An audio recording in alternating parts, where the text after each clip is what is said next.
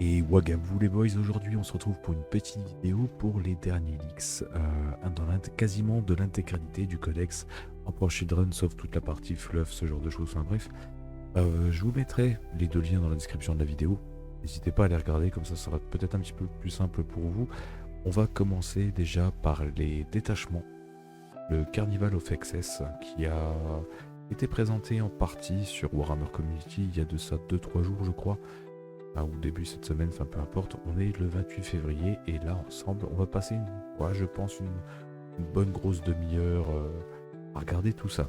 Alors, qu'est-ce que le Carnival of Excess? Grosso modo, ça va être un détachement où on va pouvoir mélanger les deux factions, les Emperor Children, tout ce qui est issu du codex Space Marine du Chaos, enfin tout ce qui est l'ADN Space Marine du Chaos plutôt, et la partie démoniaque, et chacun va pouvoir bluffer l'autre.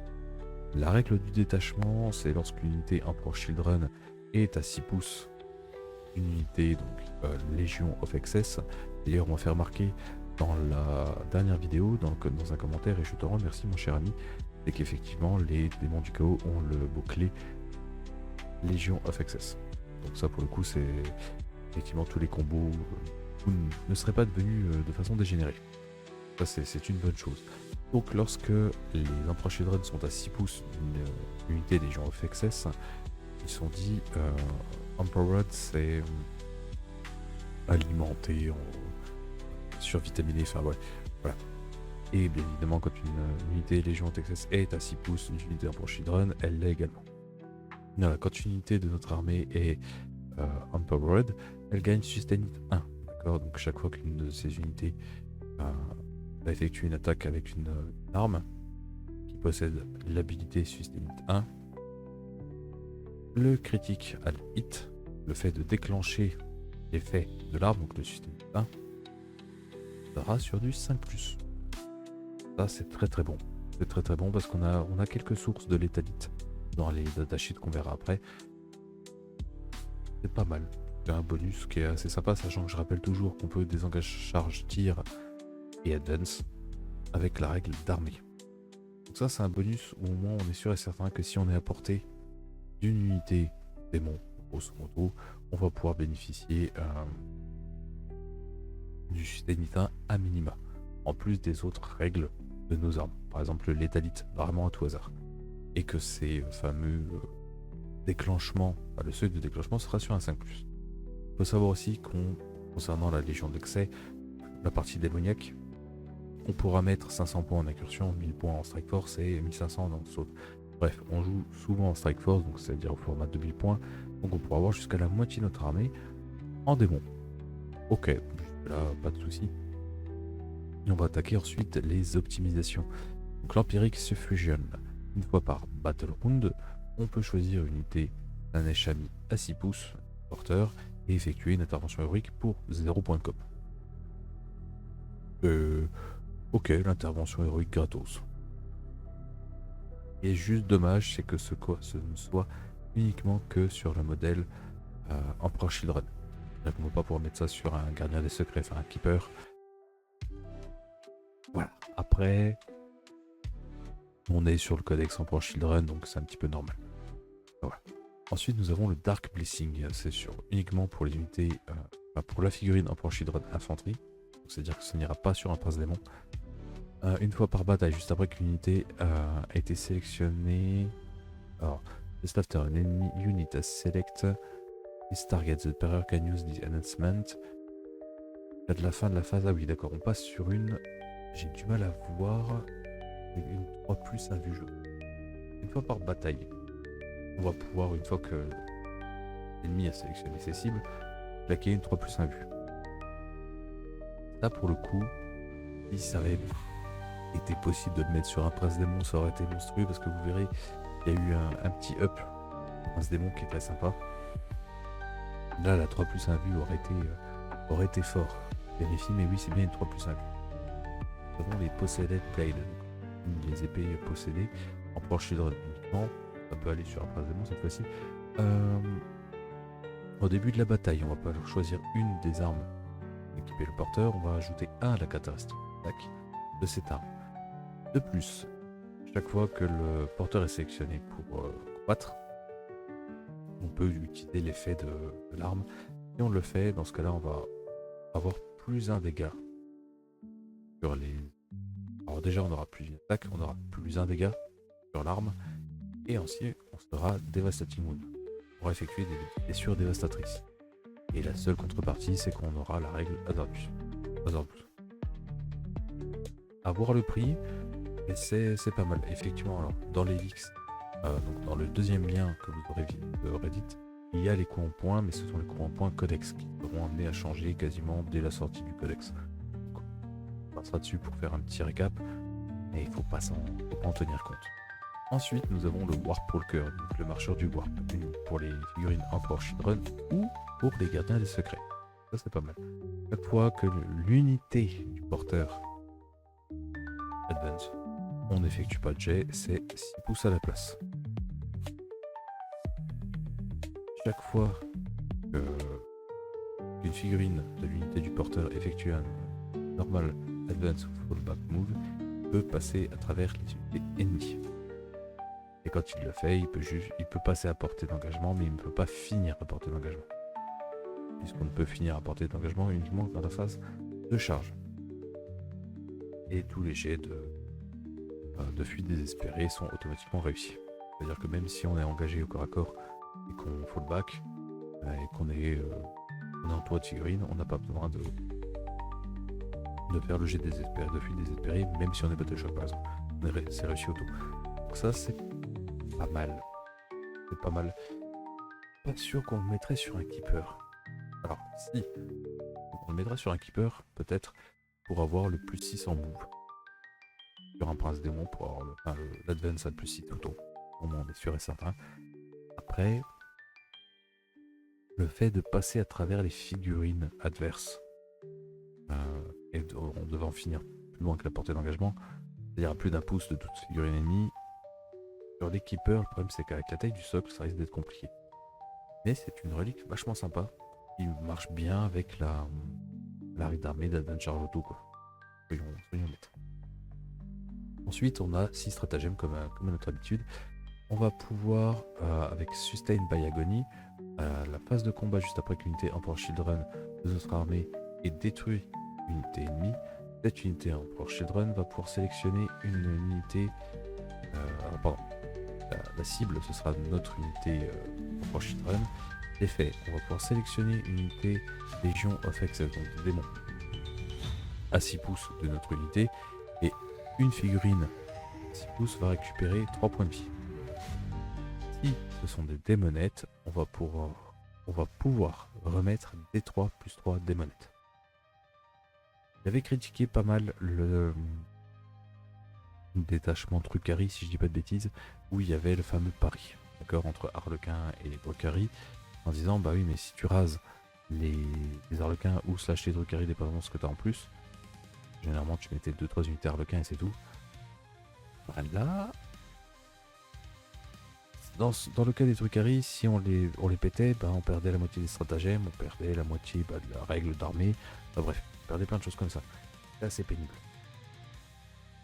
Là, on a un moyen via un stratagème. Si on joue des démonettes, bien sûr, bon, bah, c'est un truc qui est paumé. Par contre, potentiellement pour régène un keeper. Ça peut être pas mal à condition de détruire des unités et être à 6 pouces, ouais. Il est extrêmement... Je vais dire contractuel, c'est pas contractuel, mais il nous force à rester à 6 pouces, etc. Il y a des conditions d'utilisation. Mais en soi, rendre D3 plus 3 démonettes, c'est très bon pour un CP. Ou rendre 3 points de vie à un keeper, c'est très bon aussi. Après, est-ce que c'est vraiment nécessaire? Je pense pas, ce sera pas un stratagème non plus pété. Mais il a le mérite d'exister, de pas être genre vous rendez 3 points de vie à une figurine, quelle qu'elle soit. Sur des démonettes, ça aurait été ridicule. Là, c'est 3 plus des 3. Donc il y a quand même un bonus. Et sur un keeper, ça fait toujours plaisir de récupérer 3 points de vie. Bien évidemment, il y a aussi les seekers, enfin les veneuses, je crois en français, et puis d'autres unités. Pourquoi pas? Ouais.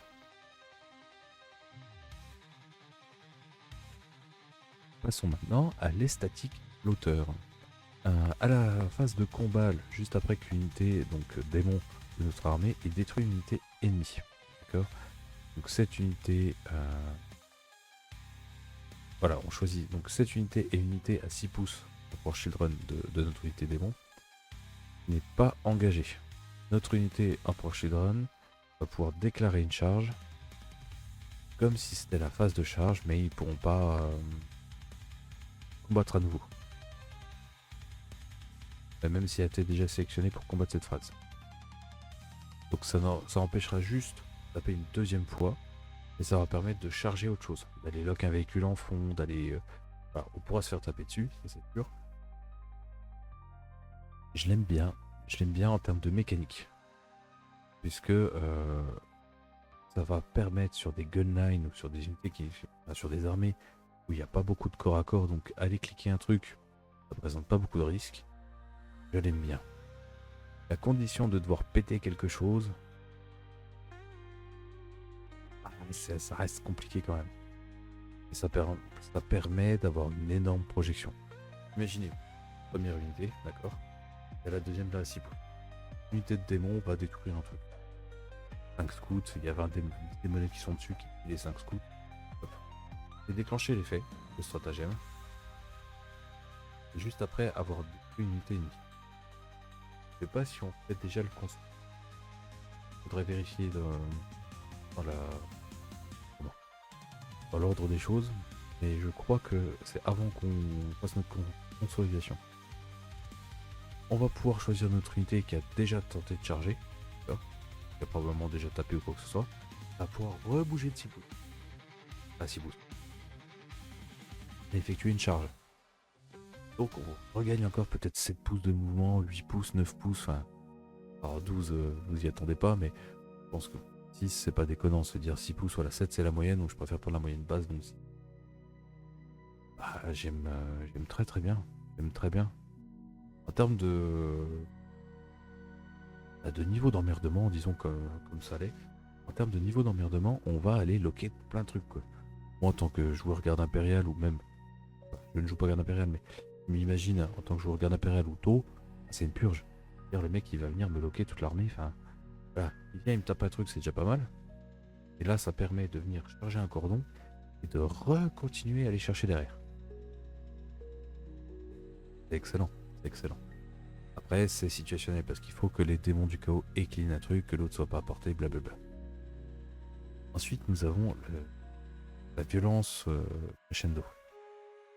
Pour 2 CP, à la phase de combat, unité Slanesh, bête, infanterie ou montée de notre armée qui n'a pas été sélectionnée pour combattre à cette phase.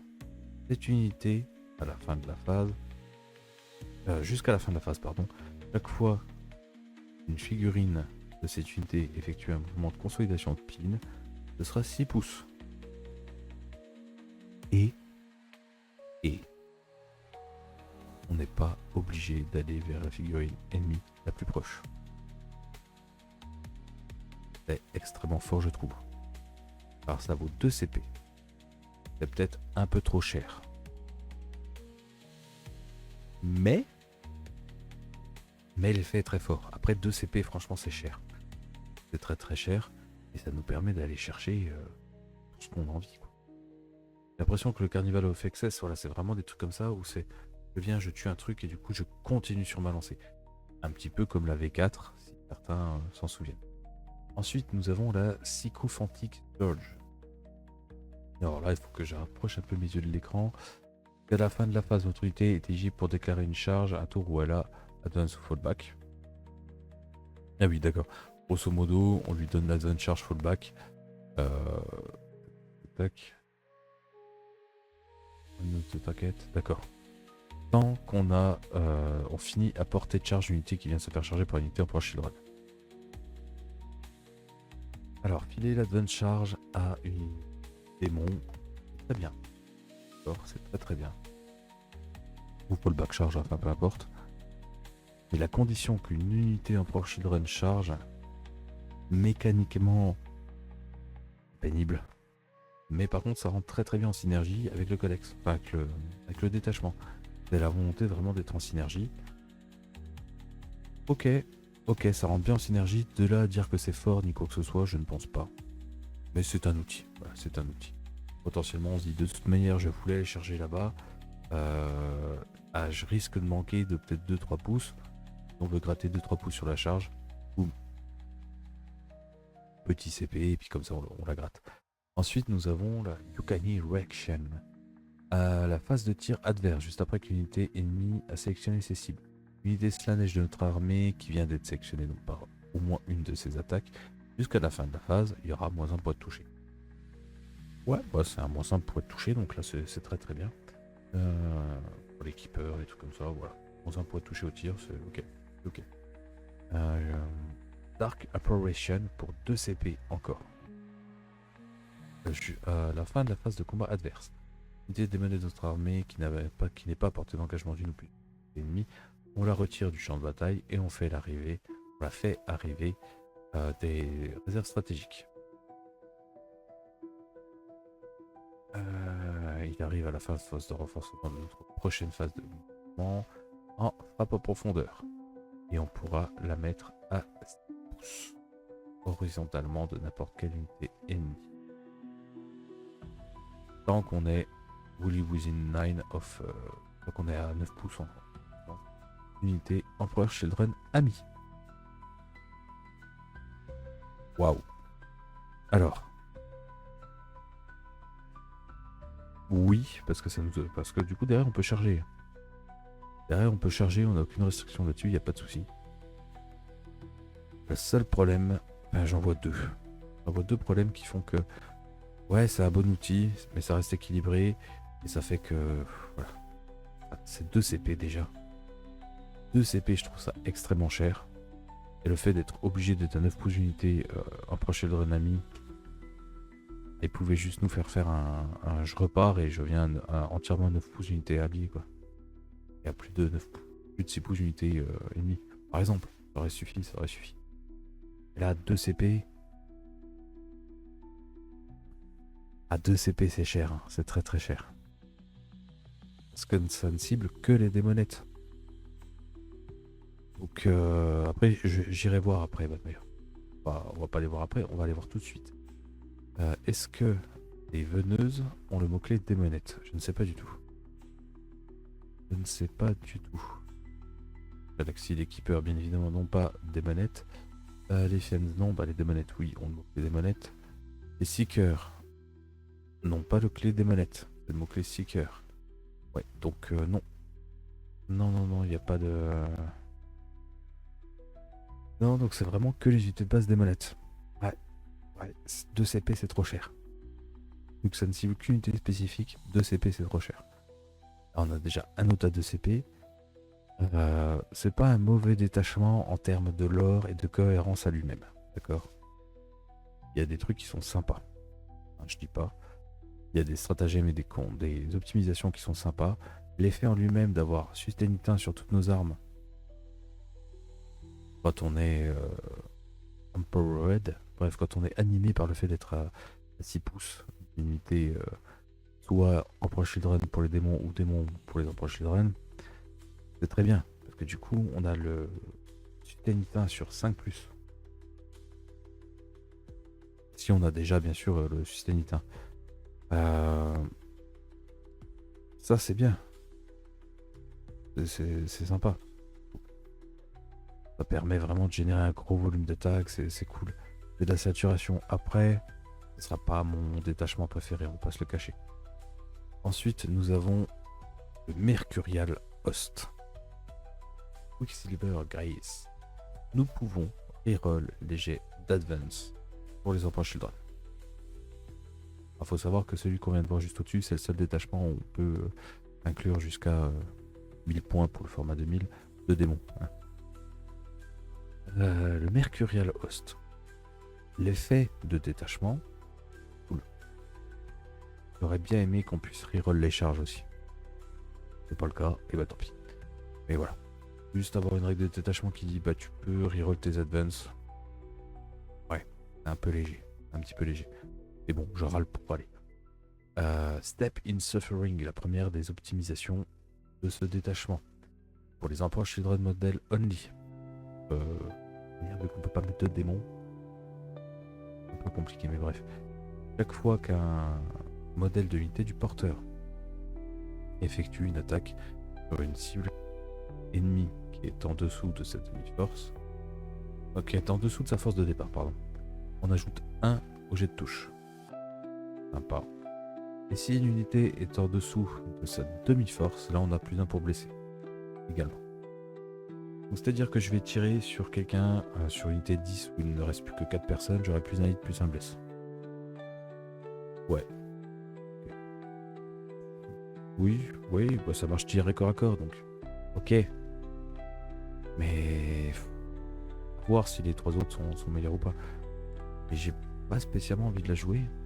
Sur un pack de 10, il faut être 4. Sur une figurine qui a 10 points de vie, il faut qu'il reste 4 points de vie.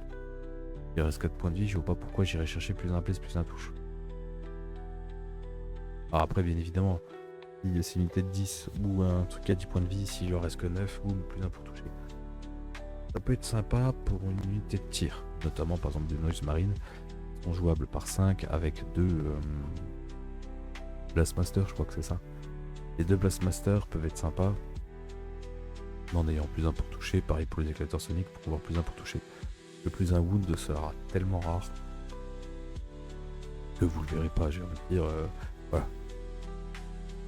Mais pourquoi pas, Ou peut-être pour des unités un petit peu plus type Lord Exultant avec une unité de comment il s'appelle, de Tormentor ou de Infractor. Voilà. Ce qui sature quand même pas mal. Hein. Je dis pourquoi pas, c'est à voir. C'est pas la relique que j'ai eu plus. Emperor Children modèle only pour l'intoxicating musc. Donc j'imagine le poison qui sent très très fort. Le muscle qui sent pas bon. Chaque fois mêlée, je crois que c'est ça, une attaque de mêlée, l'unité du porteur est effectuée. Si la force de l'attaque supérieure à l'endurance, on a encore plus 1. C'est-à-dire que si vous allez blesser à 3, parce que votre force est supérieure à l'endurance de votre cible, vous blesserez donc dans ce cas-là à 2.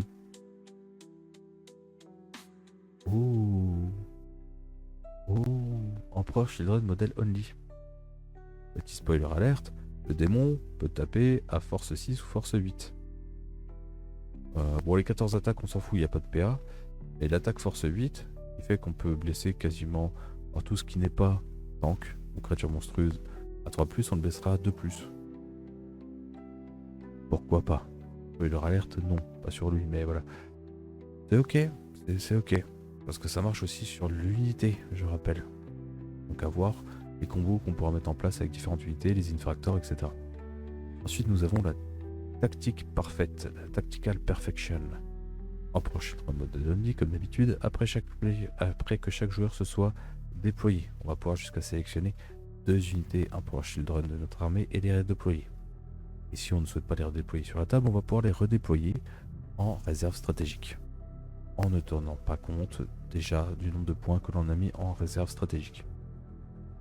Ouais, sauf s'il y a un plan spécifique, je vois pas l'intérêt. Que là, on va jouer sur de l'Emperor Children, donc du body de Space Marine, qui va déjà coûter assez cher. De retirer encore jusqu'à 2 unités. Ouais, vous pouvez pas le faire dès le début en fait. Voilà. Et vu que c'est juste après qu'on soit déployé, donc avant de savoir qui commence, c'est pas... Voilà. C'est pas fou. Ensuite, nous avons le Loathsome Dexterity. Emperor Children uniquement. Chaque fois que une figurine de l'unité du porteur effectue un mouvement normal d'advance ou de fallback, il peut traverser l'unité ennemie. S'il le fait, il peut passer à portée d'engagement, mais ne doit pas y rester. Voilà. Et chaque fois qu'on fait une fuite désespérée, c'est automatiquement réussi. Cette optimisation, la relique, est extrêmement forte et je l'adore. C'est comme celle qu'on a vue précédemment avec les démons, sauf qu'on advance pas auto à 6. Voilà. Je rappelle que là, on a la reroll d'advance auto. Donc à voir si c'est 10 ou 15 points, ça peut être sympa, si c'est plus hors de question. Mais c'est très très bon de pouvoir tout traverser. En fait. Puis se dire, le cordon, je m'en fous, je vais quand même aller péter la gueule à ton escouade là-bas. Et là, je dis tout de suite, les infractors, toutes leurs armes ont précision. Donc pour pouvoir aller chercher en faisant advance charge, avec la reroll de l'advance, pour traverser avec un CP, pour aller chercher tout au fond le petit personnage là qui est dans son escouade qui buff toute la backlane, alors qui nous empêche les FEP ou je ne sais quoi, ça peut être sympa d'envoyer entre guillemets au suicide les infractors. Et avoir aussi le nombre de points que c'est. Ensuite, nous avons toujours d'habitude 6 stratagèmes, où là, surprise, il n'y en a qu'un seul qui vaut 2 CP. Nous avons l'excès de violence. À la phase de combat, unité en Emperor Children de notre armée qui n'a pas été sélectionnée pour combattre à cette phase, il va gagner Sustain 1. Voilà. Donc c'est inutile pour ceux qui ont déjà Sustain It, et ceux qui n'ont pas, ça donne encore de la saturation supplémentaire, c'est toujours bon à prendre. Ensuite, nous avons les stimulants de combat, j'imagine. Phase de combat, juste après qu'une unité ennemie ait sélectionné sa cible. Et Emperor Children infanterie de notre armée qui n'a pas été sélectionnée, enfin qui a été choisie pour au moins une des attaques de l'unité ennemie, jusqu'à la fin de la phase, on a -1 pour être blessé. Heureusement que ça vaut 2 CP. Nous allons regarder ensemble, mais ils sont où mes amis les Terminators? Voilà. Nos amis les Terminators, ils sont où les petits coquinous? Alors, Terminator endurance 5, mouvement de 6. Mouvement de 6 pour des Terminators qui ne bougent que de 5, je vous le rappelle. Garde à 2, un vue à 4. -1 pour être blessé. Heureusement que ça vaut 2 CP. Voilà. Ensuite, nous avons l'honneur du prince. À notre phase de mouvement, unité Emperor Children infanterie de notre armée n'a pas été sélectionnée pour bouger à cette phase. Qu'à la fin de la phase, notre unité d'advance, nous ne lançons pas le advance, c'est 6 auto. Comme le précédemment détachement. Oui, alors ça sent le recycler, mais il n'y a pas la partie démon, blablabla.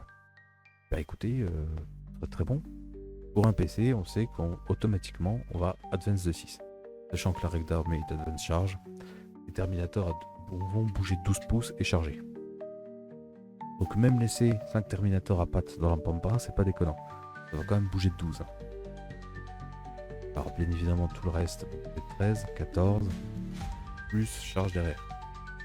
Très très bon. Nous avons la vigueur sombre. À la phase de mouvement adverse, juste après qu'une unité ennemie effectue un mouvement normal d'advance ou de fallback, une unité Emperor Children de notre armée, sauf les bêtes et les véhicules, qui est à 9 pouces donc de la fin du mouvement adverse, on va pouvoir faire un mouvement de jusqu'à 6 pouces. Waouh!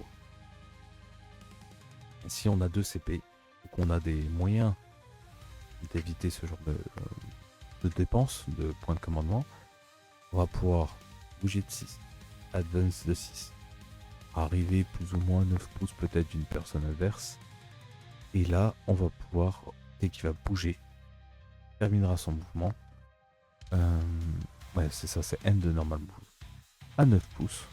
Donc si c'est quelqu'un qui s'enfuit, on ne pourra pas bouger. Si c'est quelqu'un qui vient vers nous, notre fameux pack de Terminator va pouvoir rebouger de 6 pouces. Soit pour venir au contact, soit pour venir entourer ou pour se cacher, enfin peu importe. Et c'est très très bon, très très bon. Pour l'instant, on est sur une version améliorée en fait du précédent détachement, tout simplement. Capricious réaction capricieuse donc. À la phase de tir adverse, juste après qu'une unité ennemie ait sélectionné ses cibles, une unité Emperor Children de notre armée qui a été sélectionnée par une des attaques de l'unité inverse, il y aura -1 pour être touché. Je rappelle qu'on peut avoir des Terminators bouge de 6, voire de 12, -1 pour être blessé et à -1 pour être touché.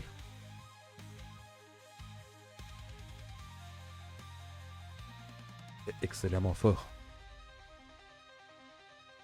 Excellemment fort. Et voilà, que dire de plus.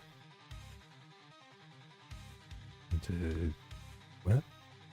On l'avait dans le détachement d'avant, mais là, on l'a pour les unitaires Approchidron. C'est très très beau. Et ensuite, nous avons les Rebel Raiders. Les Raiders, en français, je n'ai pas la traduction. Je vois ce que ça veut dire, mais j'ai pas la traduction. À la fin de la phase de combat adverse, une unité Emperor Children de notre armée qui est entièrement à 9 pouces à bord de champ de bataille et qui est à plus de 3 pouces horizontalement d'une figurine ennemie. Si par exemple on est sous une figurine ennemie dans un bâtiment, ça marche quand même. Si on est entièrement 9 pouces d'un bord de table, on va pouvoir retirer cette unité du champ de bataille et la mettre en frappe, en stratégique réserve. Pourquoi j'allais parler de frappe en profondeur? Parce que je pensais au Terminator. Qui du coup peuvent utiliser la règle du Deep Strike et arriver n'importe où, blablabla. Ce détachement est excellent. Enfin, est excellent.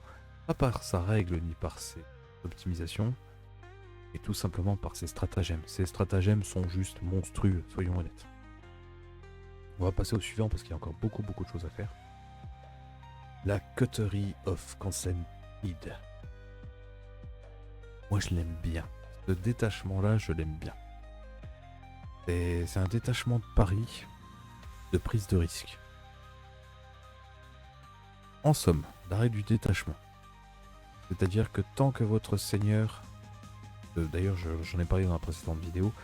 Donc là, je vais faire un peu plus rapide, mais grosso modo, vous allez devoir faire des paris. En disant, je vais te tuer tant d'unités. Si vous le faites pas, votre seigneur de guerre qui est obligé d'être sur la table pour pouvoir faire ce genre de pari, va se prendre des 3 blessures mortelles. Alors, si Fulgrim est sur la table, je suis pas sûr que ce soit très intelligent de jouer ce détachement-là. Si vous comptez jouer Fulgrim. Et si vous comptez pas jouer Fulgrim, je vois pas l'intérêt de jouer Emperor Children. Bref, on avait déjà vu les points de pacte, qu'est-ce que ça donnait. On va passer directement aux optimisations. Pour ceux qui disent oui mais non tu les as pas dit, allez voir ma précédente vidéo, j'en fais tout le petit détail et ce que j'en pense. Mais moi j'aime bien. J'aime bien maintenant que j'ai la totalité de la vision, j'aime mieux qu'avant. Beaucoup mieux d'ailleurs. Le Pledge of Eternal Servitude, donc c'est ce qu'on avait vu la dernière fois, c'est grosso modo une fois que le porteur de la relique est mort, il doit faire un test de commandement. S'il le réussit, il revient sur le champ de bataille avec des 6 points de vie restants. Voilà. Pourquoi pas sur un prince Zéon. Pledge of Dark Glory. C'est juste que le porteur et l'unité du porteur, ils ont +1 en commandement et +1 en objectif contrôle.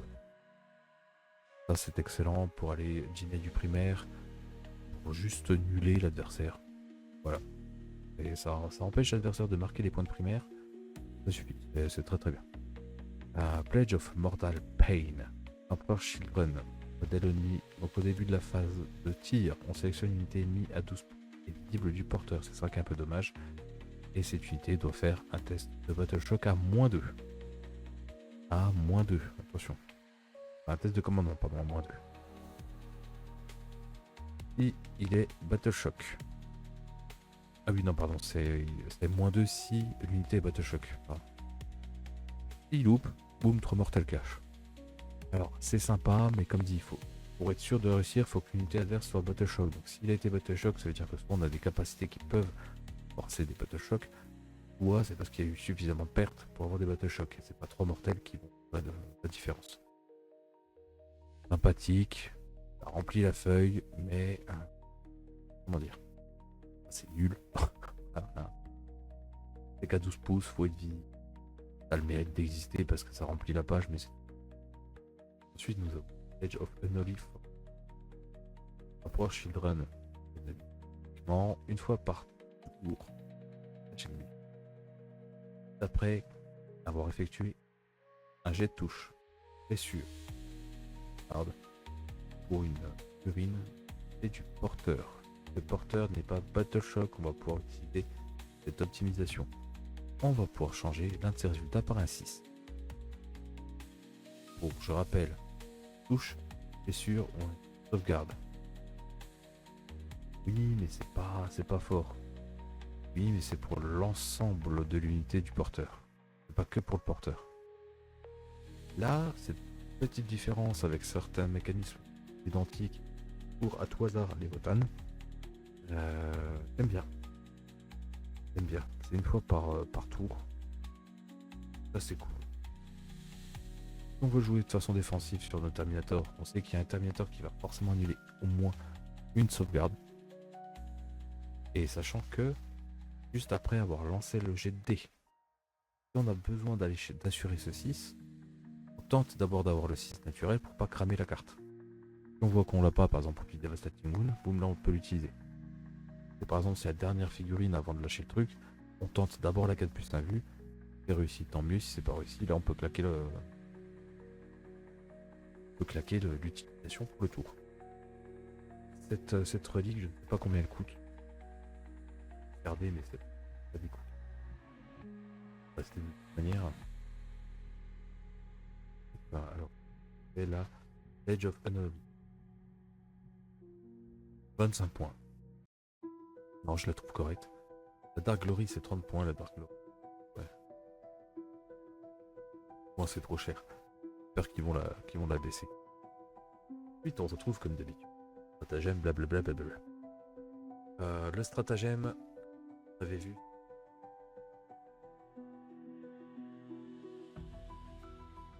On a d'abord la protection du prince sombre, Dark Prince.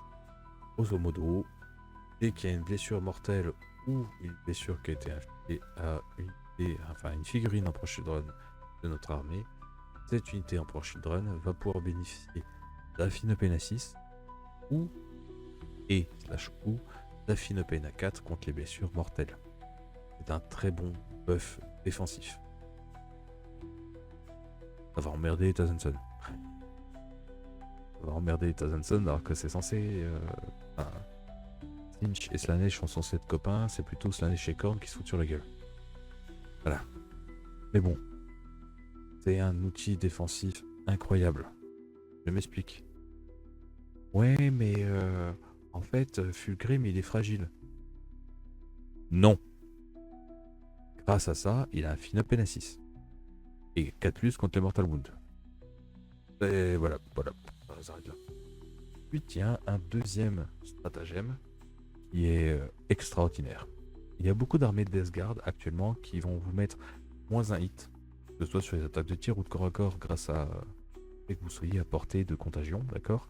Et des petits malins, des personnes qui ont quand même un certain niveau de skill, parce qu'il faut réussir à gérer les auras, vont pouvoir vous mettre des Nurglings à portée, je crois que c'est 3 pouces, ou 6, je sais plus, enfin bref, pour que vous ayez un vrai -2 sur vos caractéristiques de touche, de tir, enfin peu importe. Et bien là, grâce à ça, vous allez pouvoir ignorer certains ou tous les modificateurs, soit la capacité de tir ou la capacité de corps à corps, au jet de touche et de blessure. Ça pour moi c'est vraiment anti-Death Guard actuel. Et actuellement, on met -1 hit par exemple grâce à un fumigène, mais -1 la capacité de tir ou de corps à corps grâce à l'aura de contagion, et encore -1 il y a l'aura des Nurglings. Waouh, c'est très fort. Ah, on dira, tiens, t'as mis tous tes buffs défensifs, t'as bien fait ta trigonométrie, ben j'ignore tout, je m'en branle. Le truc qui est pénible, c'est que c'est à la phase de commandement. Donc on sait pas si l'autre a des reactive moves, etc. Va falloir gérer un minimum. Et comme dit, c'est très très bon. Bon, Embrace. C'est mon accès qui est parti en vacances. Jusqu'au début de la phase de combat. Unité en Pro Children infanterie de notre armée. Jusqu'à la fin de la phase, chaque fois une figurine ennemie qui est à portée d'engagement de notre unité doit être tapée. Par exemple, quelqu'un d'autre, peut-être Fulgrim, on va dire non, tu me tapes moi. Prends un exemple un peu plus concret. Je suis engagé face à une unité de garde sanguinienne, Blood Angel, et Fulgrim, et j'ai mes Terminators. Ah, pas de bol. Bon, X ou Y raison. Il m'a chargé, il m'a engagé les deux, voilà. Et ben, je vais, au début de la phase de combat, je vais sélectionner les Terminators et je vais leur dire, ok, tu dois d'abord les tuer eux. Voilà. Alors, bien évidemment, les figurines qui ne sont pas à portée d'engagement de l'unité Terminator, on pourra taper là où ils veulent. Et ceux qui sont à portée d'engagement de l'unité Terminator, donc c'est-à-dire soit classe les figurines qui entrent en contact, ou soit à un pouce figurine contact de notre unité permis, il va devoir taper dessus.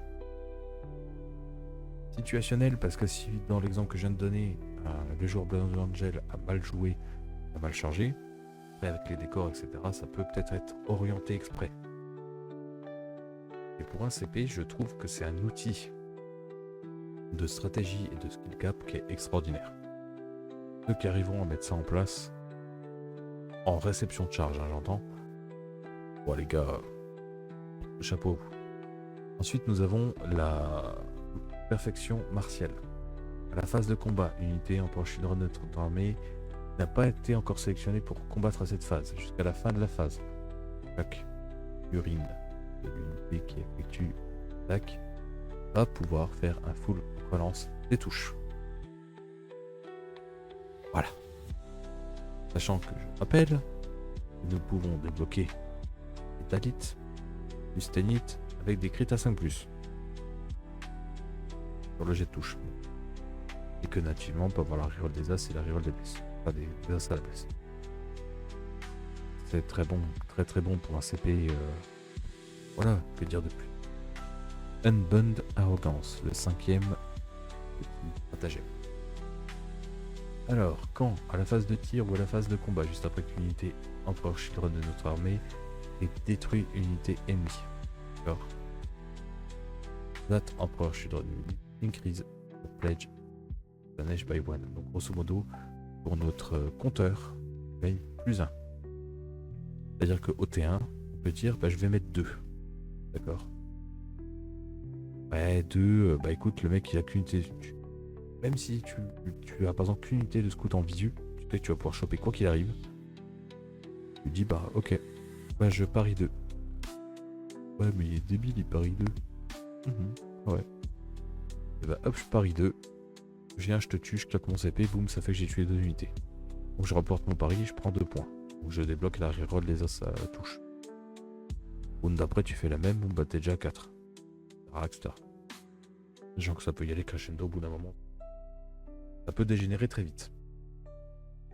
Ensuite, pourquoi je trouve ce détachement incroyable. Donc là, on a vu qu'on a Infinopane, on a pour ignorer les modificateurs, on a quelque chose pour obliger l'adversaire à taper sur ce qu'on veut, nous et pas lui. On a une full relance de touche, qui pour moi pas spécialement sa place là, mais on aurait pu avoir un plus un bless, ou je sais pas, peut-être pas un plus un bless, mais un autre truc que la full relance des touches. On a aussi le fait de pouvoir augmenter la règle de détachement. Ça, je trouve ça cool. Ça, c'est cool. Et en dernier, nous avons une armure du mépris.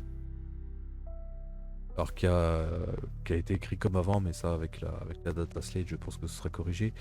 C'est-à-dire que jusqu'à fin d'activation de l'unité ennemie, à -1 à la pénétration d'armure des attaques. Et moi, mais ça rend le tanky quoi. C'est pas mal, c'est pas mal. Là, c'est même pas mal plus, hein, on va pas se le cacher. Moi, la coterie of the Conceited, bon bref, le truc du pari, je le trouve super. Je le kiffe, Après, c'est parce que je me fais une idée de liste où ce détachement est tout indiqué pour. On va voir les autres. On va voir l'avant-dernier. Le Fearless Bladesman. À chaque fois qu'une unité Emperor Children de notre armée combat, on va pouvoir choisir un bonus. Voilà, si c'est ça. Et chaque fois qu'on a chargé phase de combat, on va pouvoir faire gagner un bonus pour les armes, soit létalite, soit sustainite. Je suis moins fan parce qu'on a l'obligation de faire une charge pour pouvoir débloquer. Je n'ai pas dit que c'était nul puisqu'on peut advance charge, fallback charge, ronfler et charger si on dit, voilà.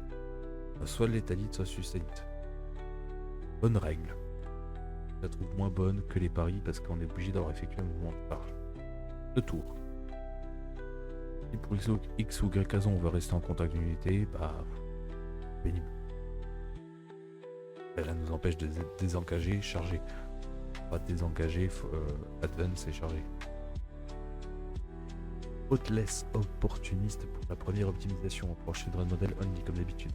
On va pouvoir sélectionner le porteur, l'unité du porteur avec l'intervention héroïque pour 0 points. Même si pour le bleu. Ouais. Franchement, je m'en. Ah, voilà.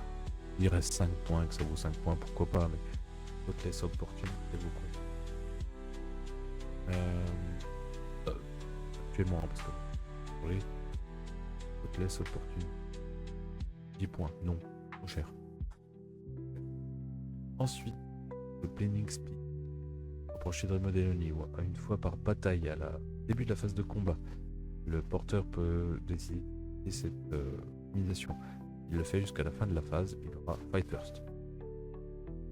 Lui, c'est cool. C'est cool à voir si on a des personnages qui peuvent avoir le Fight First. Mais bon, comme dit, la règle de détachement, c'est qu'on gagne des bonus si on charge. Du coup, on a le Fight First.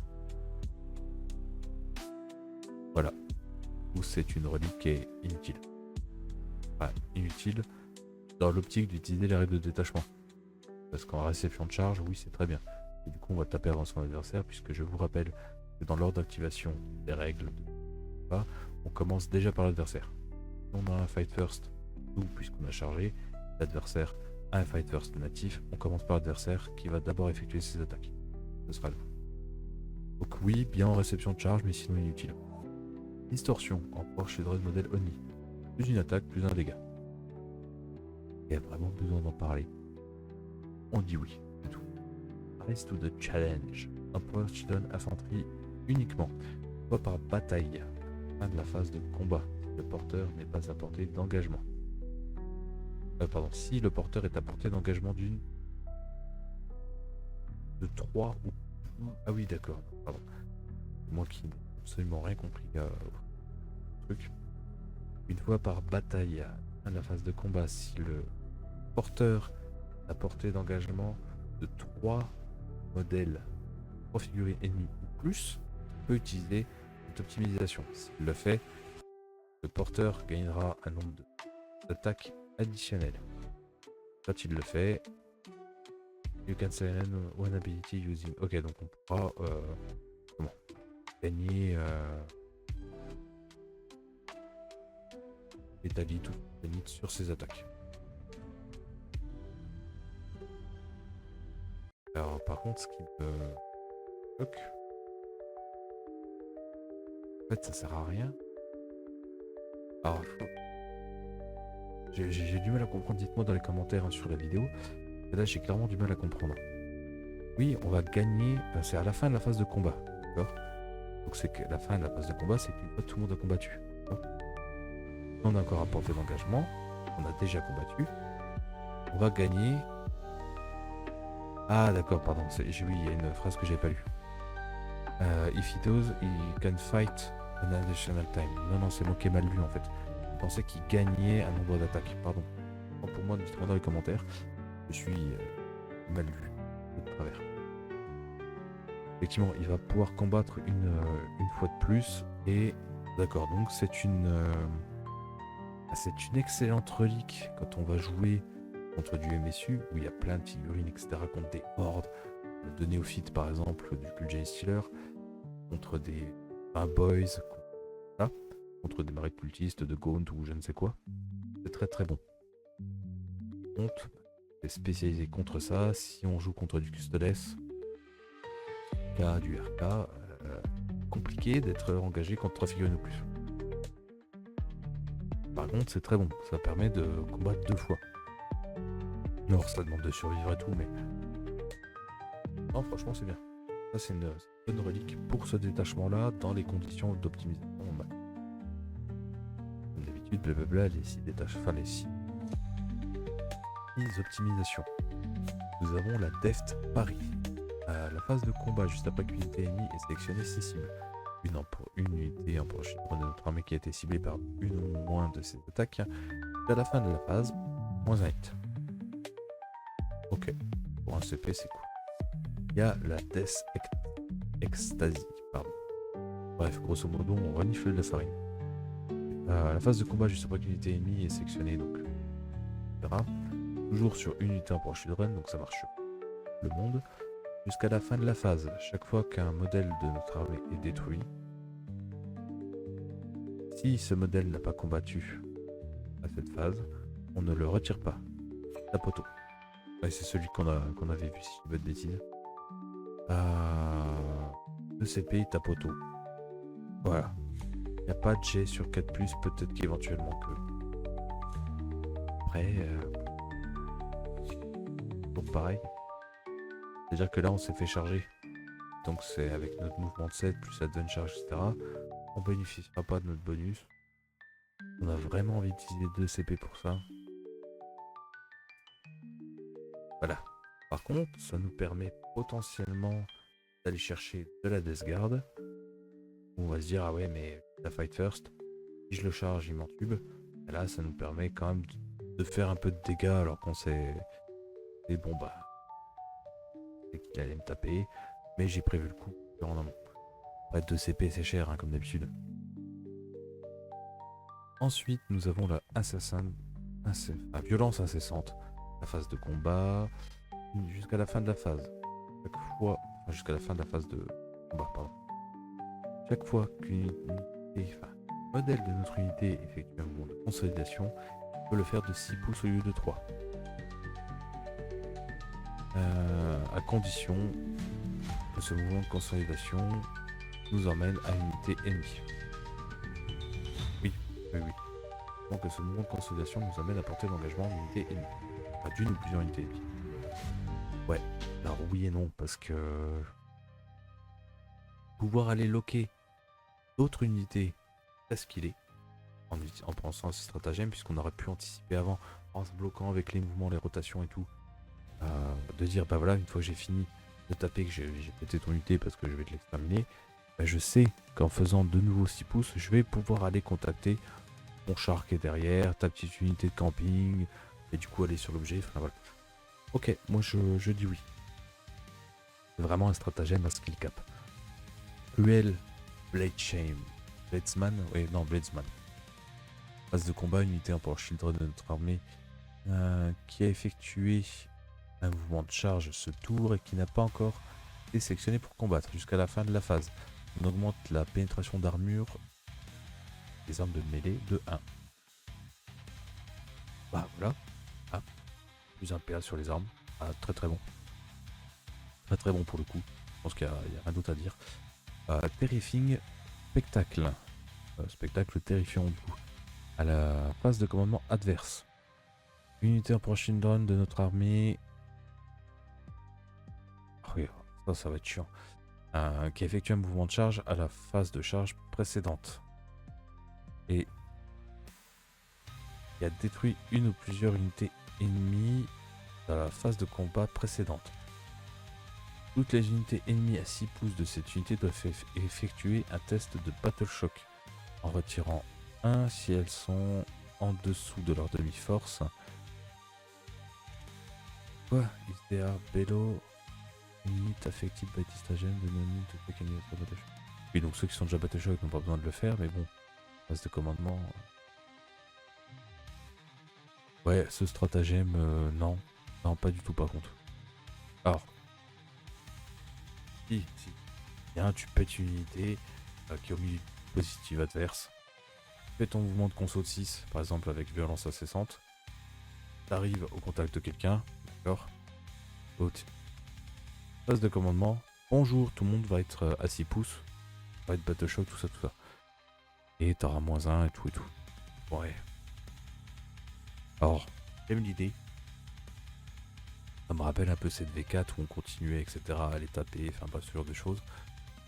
Et puis du coup, on propulsait parfois très loin. Et non. Non, pas fan. Juste ça pour pouvoir faire un test de Battle Shock. Ah les gars, beaucoup se creuser le crâne pour pas grand chose. Abattez le faible. Cut down the weak. À la phase de mouvement adverse, juste après qu'une unité est fallback. unités empowership de notre armée, sauf les véhicules et les marcheurs. C'est-à-dire pas les Drake et pas les Dragnouts, ni les Rhinos. Et les Mollerfend. Cette unité... Ah si. Attends, quoi? Ah oui. Et on est à 6 pouces de l'unité adverse qui vient de se désengager. Et qu'on est éligible pour déclarer une charge. Donc, grosso modo, on n'est pas bloqué physiquement par un truc impossible et qu'on n'est pas dans le... qu'on n'est pas engagé. On va pouvoir effectuer une charge. Voilà, comme si on était à la phase de charge. Et bah, ça par contre... Bon, on bénéficiera pas des bonus de charge ce tour. Et voilà, puisqu'on a chargé à la phase de mouvement, pas de mouvement. 2 CP, c'est très cher. 1 CP serait probablement dégénéré. Ça aurait été trop impactant.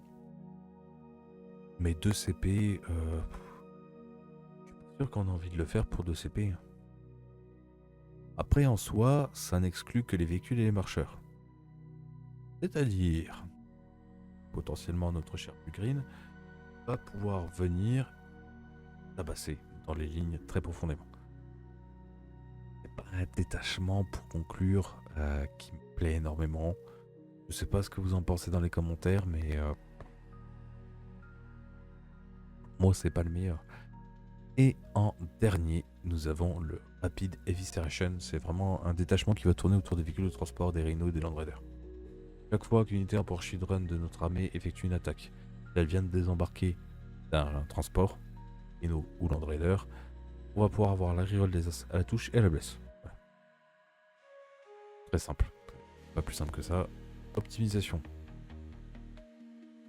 Une fois par tour à la phase de mouvement, le porteur peut utiliser cette relique. Il le fait, on peut sélectionner un transport allié, d'accord, qui est en réserve stratégique et le faire arriver un tour plus tôt. Ah, j'aime pas. C'est très fort, hein. C'est-à-dire que T1 peut faire arriver en réserve stratégique, à des réserves stratégiques, un transport. Ouais, alors ok.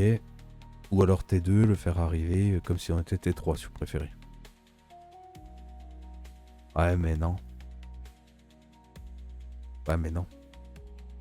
Mais alors attention, ça peut être cool parce que vous allez voir qu'il y a des stratagèmes qui vont pouvoir vous permettre de faire des petits tricks avec. Mais je suis pas... Le sublime prescience, il vaut combien? Les 10 points, ouais, mais sinon...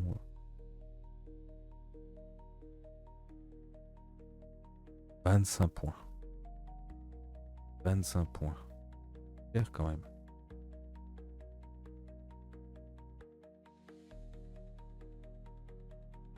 Je vais regarder un truc. Et puis il y en a un qu'on n'a pas fait aussi. Celui qui est juste avant, on l'a pas fait, je me suis trompé. Il restait en... Ah oui, c'est parce que je me disais, il m'en manquait un. Bref, pardon. Non, je suis pas fan. Je suis pas fan. Vraiment pas fan. C'est ok, c'est tricky. C'est tricky. De se dire, bah T2, je vais pouvoir faire arriver un véhicule derrière chez toi, mais 25 points actuellement. J'espère que ça va descendre au moins à 15 points. Et là, sinon, c'est très cher. Parce qu'on va pas faire arriver un Land Raider chez l'adversaire. Question de place, on pourra pas. Du moins en WTC, clairement, ça passe pas. Ensuite, nous avons le Spirit Striker. Emperor Children Infanterie uniquement.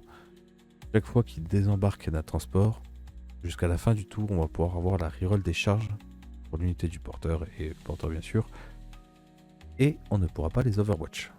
Ça par contre, dans le but de jouer des véhicules de transport et de charger des trucs comme ça, c'est très très bon. Ça je dis oui. L'Accomplished Tactician. Modèle infanterie unique, Emperor Children uniquement, une fois par tour. À la phase de tir adverse, juste après qu'une unité ennemie a tiré, on peut sélectionner une unité Emperor Children à 9 pouces porteur qui a été touché par une ou plusieurs attaques et on va pouvoir sélectionner un transport qui est Woolly Within 6 et Within 6 de qui? Porteur j'imagine, et ils vont pouvoir embarquer dans le transport. Non, non, j'ai du mal lire, c'est pas possible. J'ai du mal lire. Bah dites-moi dans les commentaires, parce que si je l'ai lu comme il doit être, il est pété. Et si on se prend un vieux tir de bolter ou quoi, là, qui traîne, etc., ou de canon, et qu'on a... Alors simplement qu'on a un coup de chat au sauvegarde, boum, on fait un mouvement de quasiment 9 pouces, ou de 6, enfin bref, pour remonter dans le transport.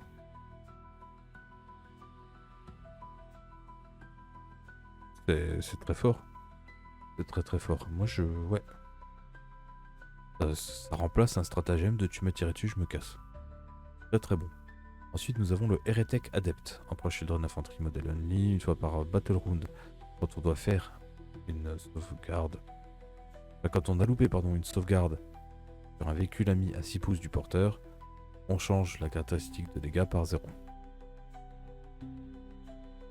Ouais. Ouais, c'est l'optimisation du pauvre. Il nous reste des points, puis qu'on veut vraiment pas foutre en réserve stratégique des véhicules, faire des transports. Voilà. Mais bon. Je pense qu'il y a quand même mieux dans ce détachement que cette pauvre relique. Sachant que ça veut dire laisser quelqu'un en arrière. Pour que les dégâts deviennent 0, quoi.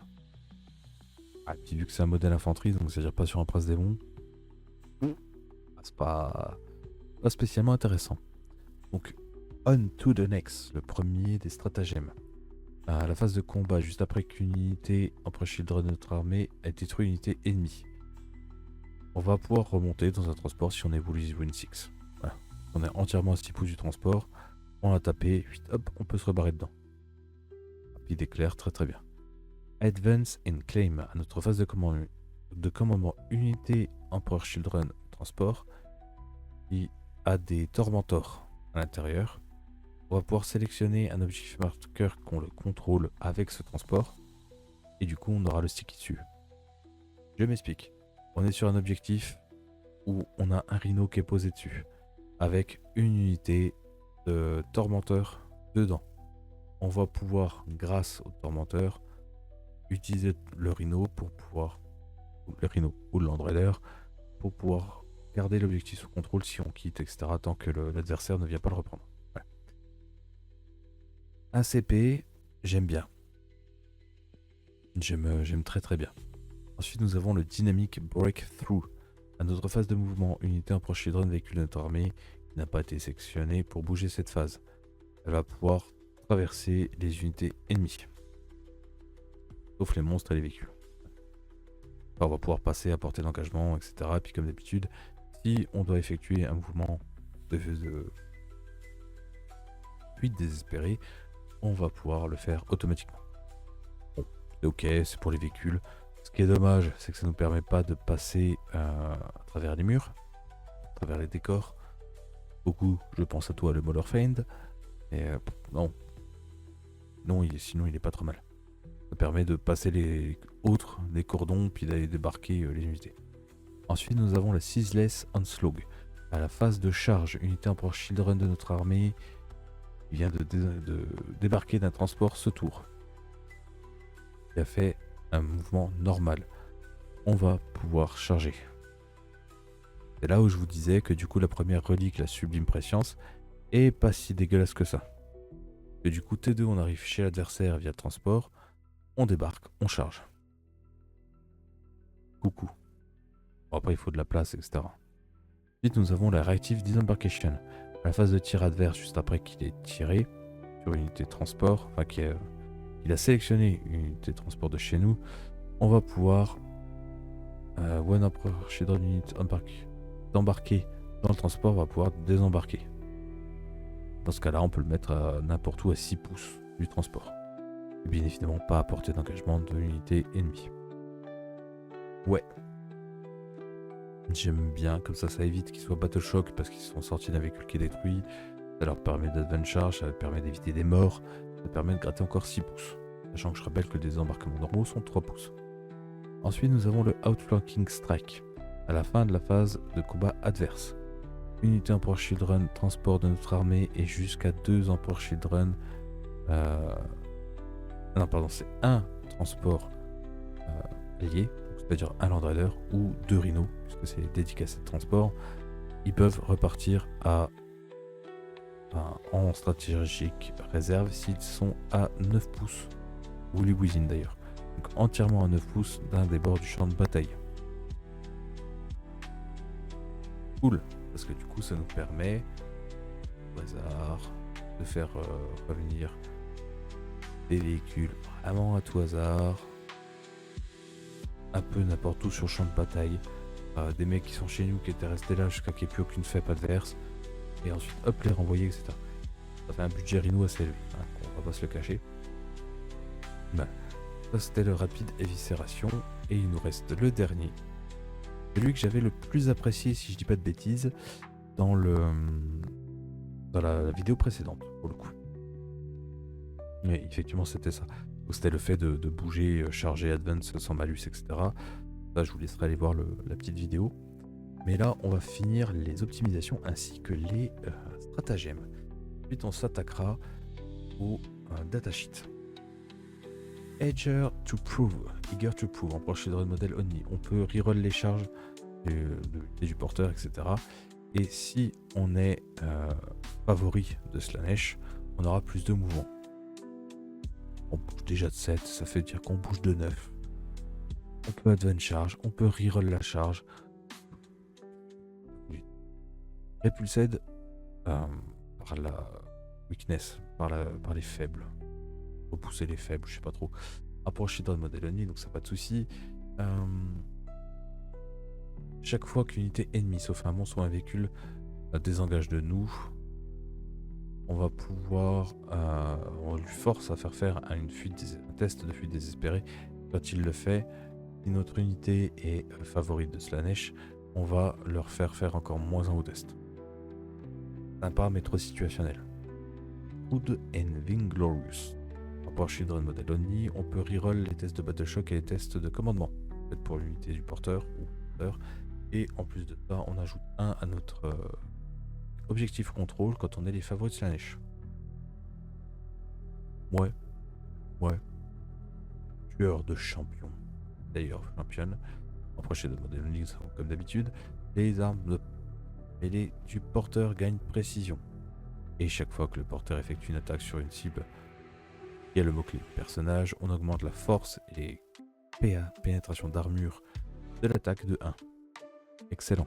Il y a beaucoup d'unités personnages quand même, on dirait pas. Au moment que vous avez un perso dans l'unité, voilà. Rien ne vous empêche du coup pas spécialement taper sur le perso, via votre précision, mais plus en force et plus en PA. C'est plus sympa pour le plus en PA. En force, à la limite ça on s'en fout. Ensuite, nous allons attaquer les 6 derniers stratagèmes de ce codex. Avec le Devoted Duelist.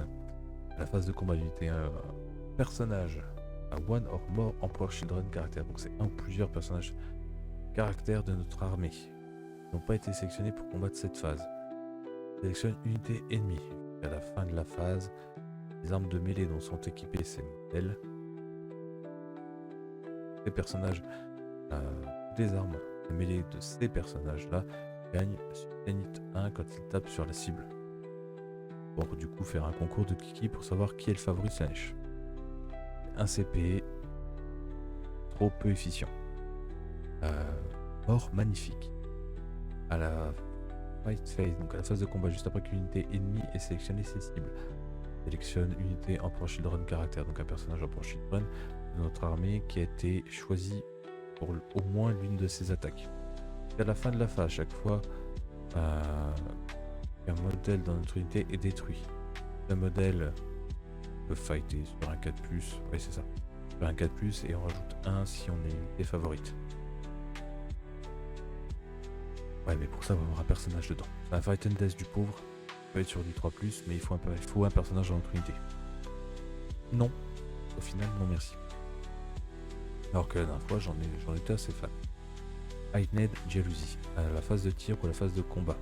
Ça, c'est quand on a un personnage dans l'unité, on va pouvoir rajouter 1 à la force des attaques.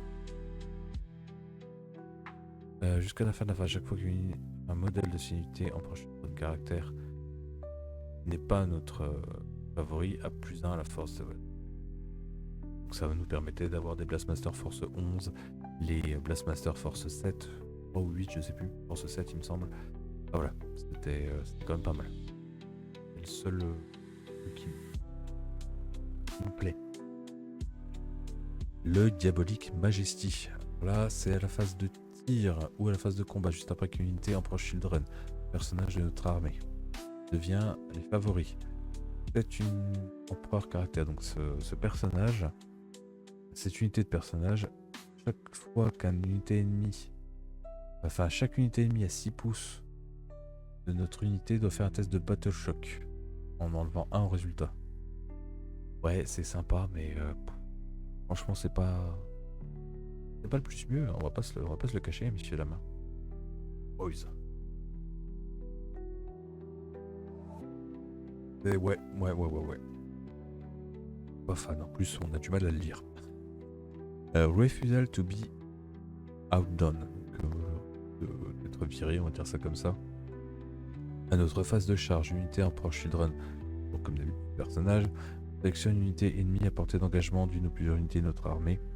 À la fin de la phase, chaque fois que notre unité déclare une charge, cette unité ennemie est if that unit is one of the target of that charge. Pas compris. Ah oui, d'accord, on sélectionne une unité à portée d'engagement. D'accord, et si c'est si on décide de la charger, on a plus de la charge. D'accord, autant pour moi. Ouais, pour un CP, mais vu qu'on a la charge de base, plus de charge, ça permet d'être sûr et certain qu'on y soit. Ça, y a pas de problème. Mais bon, il y a peut-être autre chose à faire. Là, les stratagèmes ont quand même pas mal déçu sur ce détachement. Et ensuite, nous avons la Vengeful Surge. À la phase de tir adverse, juste après qu'une unité ennemie ait sélectionné ses cibles, l'unité en proche children caractère, enfin donc personnage de notre armée, qui a été sélectionné par une ou plusieurs attaques de cette unité. Après que l'unité attaquant a tiré, votre unité peut effectuer un mouvement de surge. Un mouvement. Voilà. C'est pas un normal move, donc c'est un mouvement qui nous permet d'arriver en contact. Alors, on ne fait pas de... On lance un D6, d'accord. Donc modèle de notre unité puisse bouger. J'ai du mal à lire parce que c'est très petit, hein, je suis désolé. Each model your unit can move a distance in each up to the suite, but your unit must end that move. Et donc ça, bon, c'est les règles du mouvement, ok. D'accord. Ok. En fait, oui, c'est juste un mouvement de surge classique, donc c'est-à-dire qu'on va lancer un D6 pour l'unité, pour les figurines de l'unité, et on va pouvoir bouger de ce D6. Sachant que si on n'est pas l'unité préférée de Slaanesh à ce moment-là, on va pouvoir reroll le jet. C'est plutôt cool. C'est plutôt cool. Mais comme dit, grosso modo, ça nous permet juste d'avancer de 1d6 reroll une fois qu'on s'est fait tirer dessus. Bon, là déjà, on vient de voir tous les détachements. Dites-moi dans les commentaires c'est lequel votre préféré. Pour ma part, clairement, en termes de puissance, pour moi c'est la coterie of Concede qui est en premier. Ensuite, le truc des véhicules est pas mal. Mais il faut voir les points. Les unités, etc. Une fois que la data slate sera passée. Hein. Enfin, l'upgrade du manuel, je sais quoi. Voilà. Celui-là peut vite prendre l'ascendant, puisque si les unités ou les transports coûtent pas très cher. Voilà, on va spammer. Le Slaanesh Shodzan, enfin les élus de Slaanesh, était mon préféré, a chuté vachement loin. Par contre, la coterie est passée devant de très très loin pour moi avec les paris, c'est super sympa. Ensuite, on va s'attaquer aux règles de datasheet. Alors, les flawless, je l'ai de mémoire. Je ne regarderai pas spécifiquement, enfin, je vais survoler la partie démon, hein, pour le coup. Mentor, flawless blade, c'était cela. C'est notre prince. Il me semble qu'il manque des choses. Il doit manquer des choses. Là déjà, ce qui est sûr, c'est qu'il nous manque... Il nous manque... manque Fulgrim. Ah, on va pas se le cacher. Il nous manque Fulgrim déjà. Donc sur le lien, voilà, vous allez retrouver Lucius, vous allez retrouver Fulgrim, le Lord cacophoniste. Les Noise Marines, on les a, les Flawless, on les a. On va commencer par le chef de la Légion, bien sûr, Fulgrim. Voilà.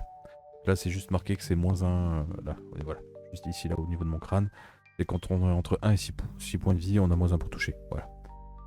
Et en dessous, là, ici, là, c'est marqué, grosso modo, que c'est un héros épique.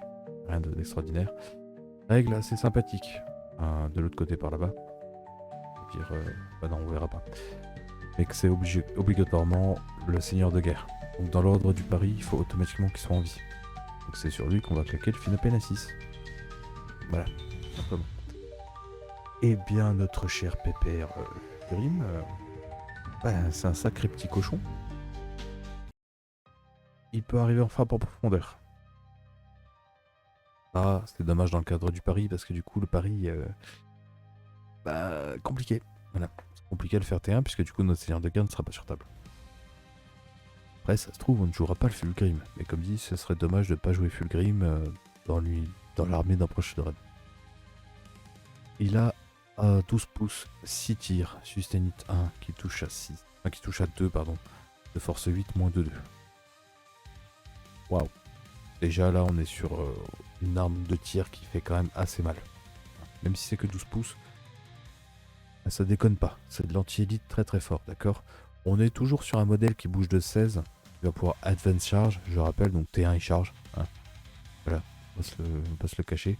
Endu 11, appréciable. Appréciable l'endu 11, mine de rien. Sauvegarde à 2, 1 vue à 4, 16 points de vie comme en 5 au C6, bon ça ok. Il va avoir deux types de profils pour taper au corps à corps. Il a deux armes de corps à corps plutôt, dont une qui a deux profils. La serpentine, donc la queue serpentine, c'est l'extra attaque. Force 6, -1, 1, c'est 6 attaques qui touchent à 2. Voilà, c'est bien pour éliminer un petit peu de grouille ou de gardes impériaux, des trucs comme ça de façon stable. Ensuite, il a ses épées démoniaques. Là, qui ont deux profils. Soit on va taper pour défoncer du gros avec 6 attaques qui touchent à 2, force 14, -3, D6 plus 1. Waouh, ça fait très très mal. Je rappelle que dans un des détachements, il me semble qu'il y a un stratagème pour avoir plus 1 à la PA des armes.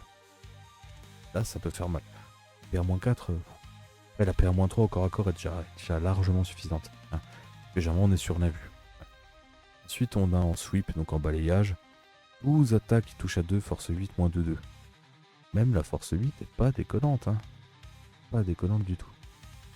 En termes de règles, il a une règle sympa. Et comme je l'ai dit, pour moi, est pas... Elle est nulle. Alors, on va me dire, non, mais attends, t'es malade. Le truc de poison est trop bien. Ben ouais, mais non. En fait, parce que le problème, c'est qu'en soi, le poison, on va pouvoir l'appliquer qu'au tir. Non, ça marche aussi au corps à corps. Ouais, je suis d'accord.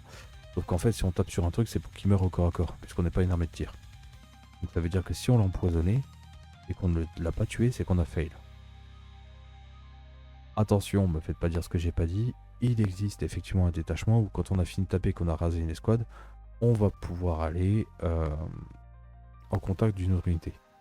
Ouais, sauf que là, pour le coup, il faut qu'on ait attaqué, qu'on ait attribué des attaques, que ce soit tir ou corps à corps, à l'unité pour l'empoisonner. Donc ça marchera potentiellement que sur le tir de façon intéressante. Le reste, voilà. Mais par contre, voilà, un 4+, boum, des 3 mortels cash. Excellent. Excellent. C'est vraiment le truc qui va emmerder parce que ça peut pas disparaître. Hein. C'est-à-dire que si on empoisonne T1, une unité, qu'on ne la tape pas, qu'on la focus pas, potentiellement, elle va se prendre 3 des 3 mortels. Ouais, c'est bien. C'est très bien. Enfin, 3 des 3. Et ce sera que sur 3 tours ou 2 tours, dépendamment de notre chance en stat. Et voilà. Et ensuite, il a une aura. Et on choisit une aura à notre phase de commandement. Début de la phase de commandement adverse, pardon. Ouais, c'est ça.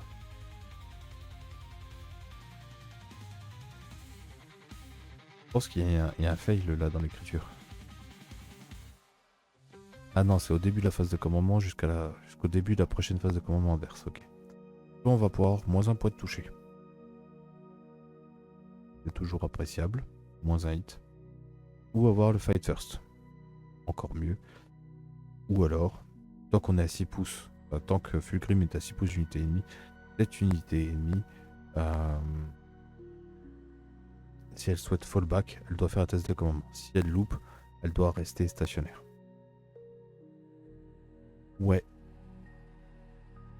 Ouais. Je rappelle que Fulgrim était annoncé à 385 points. Un poil cher, je trouve. Un poil cher. Mais pourquoi pas? Pourquoi pas? Le seul truc qui est pénible, c'est qu'il n'y a pas de... Il n'y a pas de reroll, il n'y a pas de stabilisateur, il y a une règle spé qui servira à rien. Donc c'est un peu dommage, c'est un petit peu dommage. Je suis bien déçu quand même. Mais bref. Ensuite, après Fulgrim, on va prendre son premier lieutenant qui est Lucius, qui pour moi est une machine à pain extraordinaire. Donc bouge de 8, en du 5, sauvegarde à 2, invue à 4, 6 points de vie, commandement 6, océan. Ok. Bon, jusque là pas de soucis, pas d'arme de tir, voilà. Il peut lead les têtes d'aliens avec les épées. Monsieur Lucius, c'est un Phénopène à 5. Non, s'il n'est pas dans les Flawless Bless, il est l'one opérative. Très bien. Chaque fois qu'il va combattre un personnage, un monstre ou un véhicule, il va pouvoir reroll le jet de touche et reroll le jet de blessure. Au début de la phase de combat, si ça... Il ne lead pas d'unité, donc s'il n'est pas avec les Flawless, il a Five First. Un dueliste extraordinaire. On va me dire oui, mais il tape comment? Bah c'est simple. Il a deux profils. Soit il a son épée of the Lair, l'air plutôt. Donc c'est 6 attaques qui touchent à 2 de 8, PA -3, dégâts 3 flat, avec précision. Il va aller tuer n'importe quel perso. Ou alors, il a un truc un petit peu plus horde, enfin anti-horde, c'est le fouet de tourment.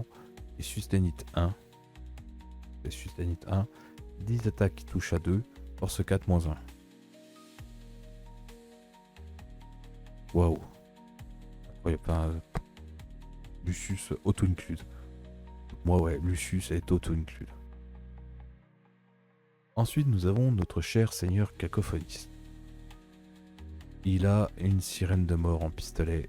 C'est 3 tirs à 12 pouces. Touche à 2, force 5, -1-2, inner cover.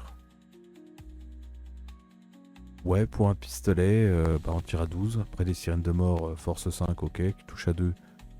Ok, sachant que historiquement, on était plutôt sur du lance-flamme. C'est passé en pistolet, c'est leur choix. Ok. Force 5, -1-2, c'est ok. Sinon, en termes de combat, il a le choix entre une épée, une arme classique ou une power sport d'une épée énergétique. C'est toujours 6 attaques dans les deux cas, qui touche à 2. L'épée énergétique est en force 5, -2-1. Voilà. Donc en soi, soit il est sur une power sword, une épée énergétique, soit il a un pistolet plus une arme de corps à corps. Ouais, alors... Moi, alors, je vais être honnête, mais son profil, je le trouve nul à chier. Oui, c'est un des seuls personnages à pouvoir rejoindre les Terminators. Pour leur apporter quoi? Sustainite 1 sur les armes de tir. Nul. Et à notre phase de tir, si après que ce modèle, enfin après qu'une modèle unité à shot, donc c'est-à-dire après qu'une figurine de unité a tiré sur, on sélectionne unité infanterie qu'il a touché. Sur 4+, on leur met une blessure mortelle. Et on doit lui faire un test de battle shock.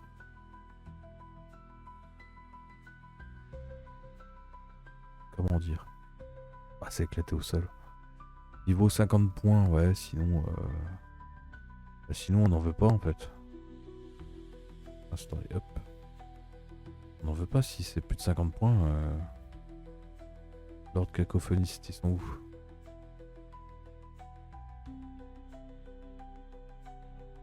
« 70 points, il sera pas joué. Parce que dans les Terminator, aucun intérêt, parce que c'est pas une unité de tir. Et dans les Nose Marine, ça peut être cool d'avoir le Susanita, mais on n'a pas de reroll. Alors sauf dans certains détachements, on peut avoir la reroll des assas à touche ou une full relance des touches, mais ouais, c'est pas dingue quoi.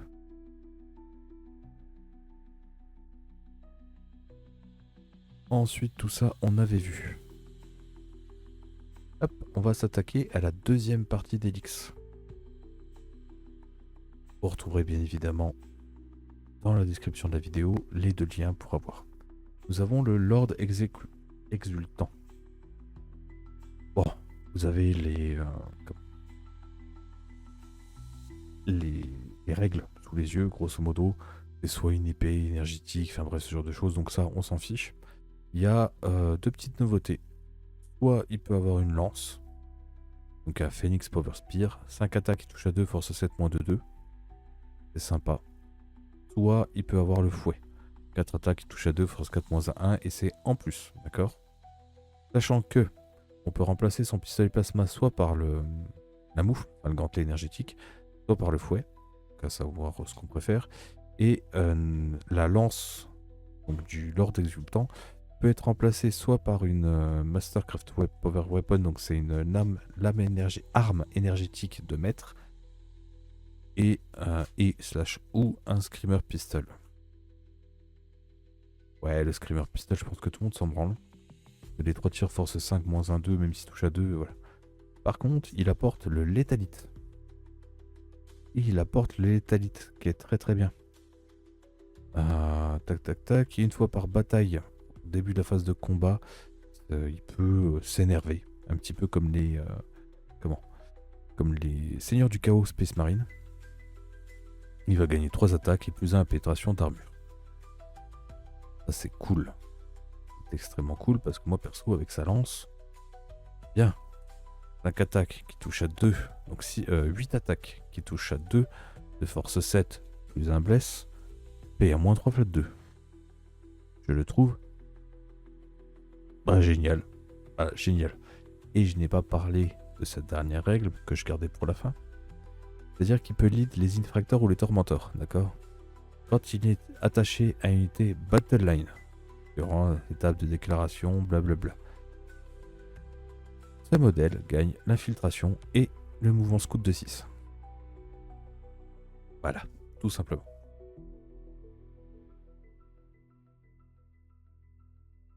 Et voilà, il est parfait. Il est juste parfait. Il est juste parfait. L'autre cacophoniste, il était là, pardon. On l'a vu.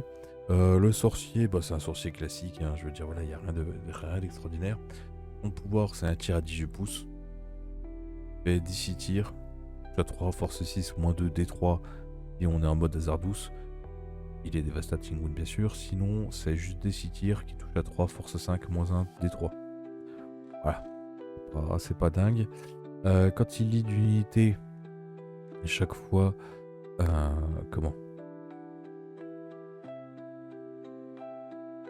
Chaque fois qu'on se fait tirer dessus alors qu'il est en train de lead une unité, on aura le bénéfice du cover. Voilà. C'est pas fou. Et pendant notre phase de tir, après que ce modèle est tiré, on sélectionne une unité infanterie qui a été touchée par une ou plusieurs de ses attaques. Donc c'est le Agoning Energy. Bon bref, c'est le nom de son arme. On lui mettra moins 2 au mouvement, moins 2 à l'advance. Moins 2 sa caractéristique de mouvement, pardon, et moins 2 la charge. Ouais, ça ressemblait un petit peu au Thousand, mais c'est pas... Non, le sorcier, il est pas intéressant du tout. Le sorcier est pas intéressant du tout. Ensuite, nous avons le prince démon de Slaanesh. Celui à pied bouge de 10. Et là, on fait... Bouge de 10 pouces. Les patates, c'est exactement le même que le marine du chaos. 10 attaques qui touchent à 2, force 8, moins 2, 3. Ou 14 attaques qui touchent à 2 de force 6, PA 0, dégâts 1. Ouais, bon, lui, il a clairement un problème, d'accord. Bien sûr, il explose à des 3 pouces, blablabla. Par contre, l'avantage du prince démon à pied. Déjà, en du 10. Sympa. 10 points de vie, sauvegarde à 2, infus à 4. Mouvement de 10. Hein. Voilà. Ensuite, il a bien évidemment OC3, commandement 10. Ok. Tant que cette unité est à 3 pouces d'unité Slanesh infanterie alliée, il est non opérative. Voilà. Bon. Au moins, il n'y a pas de double leun-up comme Pegasus Call et puis un Skratos par exemple. LOL, le Skratos. Bref. Ne parlons pas de choses qui vont m'énerver. Ensuite, quand une unité Slanesh est à 6 pouces de ce modèle et qu'il effectue un mouvement de charge, d'accord ? On augmente la caractéristique de pénétration d'armure des armes de mêlée de 1. Ouais, c'est pas mal, mais il faut qu'il soit à la fin, etc. Mais moi, ce que je vois, c'est qu'en fait, lui de base, son swipe, il a chargé ses 14 attaques qui touchent à 2, force 6, PA-1 dégâts 1. Ou ses fameuses 6 attaques qui touchent à 2, de force 8, PA-3, flat 3. Voilà. Bon, le PA-3, comme j'ai dit, faut pas aller plus haut, parce qu'après, on est sur la vue, ou alors on est en overkill les 3 quarts du temps. Et si on est détruit par une attaque de mêlée, et qu'il n'a pas combattu cette phase, lance un D6. De plus, on n'enlève pas le prince démon, d'accord ? On peut taper avec le prince démon, normalement, et ensuite on le retire. Eh bien, j'aime bien, parce que si on est intelligent et qu'on arrive à se placer correctement, qu'on a un petit peu de doigté, de finesse, qui colle vachement bien à Slanesh pour le coup, eh ben, on va venir se faire taper au cac, et si on meurt, bah, c'est pas grave, sur 2+, on tapera quand même. On se fait sniper, entre guillemets. Ça, j'aime bien comme mécanique. Maintenant, voyons voir le prince démon volant. Et lui, il bouge de 14. C'est les mêmes caractéristiques d'attaque. Hein. Par contre, son bolter, son canon infernal et ou son arme de mêlée, ça va. Il n'a qu'une endurance de 9, par contre. Au lieu de l'endurance 10 de notre copain. Par contre, chaque fois qu'il effectue une attaque de charge, c'est simple. Tac, pardon. Pour chaque point de vie qu'il reste à cette figurine, on va lancer un dé. Chaque 4+, c'est une blessure mortelle. C'est une sorte d'attaque de char. Qui est... Voilà. Qui justifie potentiellement son coup parce que c'est de la blessure mortelle gratos. Hein, voilà. Bon, lui, il a pas le bonus de PA, ça d'accord. Mais il a quelque chose qui est mieux et qui peut me faire dire que ouais, c'est bien qu'il soit que en du 9. C'est qu'il a -1 dégâts, nativement. Le seul problème, c'est que lui, il est pas non opératif. Voilà, donc lequel je préfère des deux? Ouais, celui qui vole. Celui qui vole. Mais moi, je conseille pas d'en jouer. Parce que d'après les previews des fameux leaks, clairement, c'est trop cher. C'est trop cher. Mais la proposition est sympa. Vous voyez, je trouve que la proposition est quand même sympa. Ensuite, les follets de bless, on les a vus avec l'autocrit à 3+. Hein, ça, y a pas de souci. Et si on loupait, ben on mourrait. Agréable surprise. Nos amis les chaos spawn. Bon, dommage, c'est toujours les mêmes visuellement, d'accord. La bouche de 10, et non 5, 4 points de vie. Sauvegarde à 4, commandement 7, OC1. D'accord. Toujours 2d6 attaques par monstre, force qui touche à 4, force 5, -1, 2, ça bon voilà. Une peine à 5. Une peine à 5. Ah, une peine à 5 quoi. Donc je préfère ça que ceux de la Death Guard qui régènent. Et surtout un mouvement réactif. C'est-à-dire quand une unité, une fois par tour, arrive termine un mouvement de charge, normal, advance ou charge, à 9 pouces 2, ils peuvent se bouger de jusqu'à 6 pouces. Bah parfait. Voilà. Avoir le prix, mais en gardien d'objet, ça c'est très bien. Et puis si le mec il arrive en faible, on se casse. Et Tormentor. Bref, grosso modo, on peut les jouer par 5 ou par 10. D'accord. Et par tranche de 5, on va pouvoir avoir un fuseur et un plasma. Trop bien. Et là on fait, mais attends, c'est quoi le petit truc qui est juste là? Alors vous ne le verrez pas spécialement dans la vidéo à cause de la qualité, mais sachez une chose, c'est que les plasma pistoles, les plasma gun et le fuseur ont la règle précision. Les Tormentors au tir sont full précision. Je rappelle qu'on peut les jouer par 5. Du coup, dans le pack de 5, on peut avoir une icône, bon ça ok, mais on peut avoir un pistolet plasma, un fouet, bon ça on s'en fiche, mais on peut avoir 5 mecs, un pistolet plasma, un fuseur, un lance-plasma. Ah. Voilà. Et eux nous permettent de régénérer un petit peu de CP potentiellement. Ils ont un filtrateur, donc je rappelle que si on leur donne un chef qui leur donne précision, mais ça on s'en fout, là, il pourra aussi les rejoindre, il y a une certaine compétence. Et eux, ils ont le sticky objectif. Ça, je trouve ça cool. On met 5 tourmenteurs chez nous, d'accord, ça coûte pas grand chose, 95 points je crois, d'annoncer. Hein. Je les vois plus autour des 105, 110, mais bref. Peut-être plutôt 100 même, ou voire même 105. Donc le sticky. On les infile sur nos objectifs, pas de soucis. Il y a le sticky. Après, ils se cassent, d'accord. On les envoie tout droit, les chasser du petit personnage dans une idée qui se serait un peu trop avancée en ligne de vue. Pour lui mettre des coups de lance-plasma dans la gueule. Ensuite, nos enfants du chaos se mettent autour de l'objectif sans se mettre dessus. Comme ça, s'il y a quelqu'un qui pop, déjà ça repousse les FEP, et si on veut, on remet 2 dossés sur l'objectif. Pour dire, bah non, ta charge à 9, elle passe à beaucoup plus. Ça peut être vachement bien. Une unité pas dégueulasse en soi, hein, parce que 5 mecs comme ça qui vont mettre un coup de plasma et un coup de fuseur sur un personnage en unité, ça peut changer la donne. Nous avons les infractors.